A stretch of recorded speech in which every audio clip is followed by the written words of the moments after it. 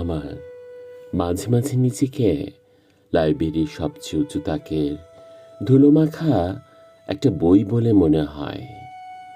আমার বলারটা হয়তো সুন্দর, নামটাও আকর্ষণীয়।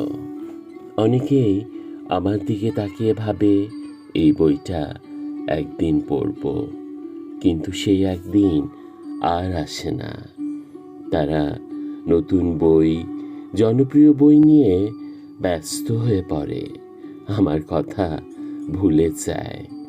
আমার ভেতরে কত গল্প, কত আবেগ, কত না বলা কথা জমে আছে, কিন্তু কেউ পাতা উল্টে দেখে না। আমি শুধু অপেক্ষা করি। আমার পাতাগুলো ধীরে ধীরে হলুদ হয়ে যায়, অক্ষরগুলো ঝাপসা হতে থাকে। একটা বইয়ের সবচেয়ে বড় কষ্ট এটা নয় যে তার ভিতরে কোনো গল্প নেই। সবচেয়ে বড় কষ্ট হলো গল্পে পরিপূর্ণ হয়েও কারো পড়ার সঙ্গী হতে না পারা।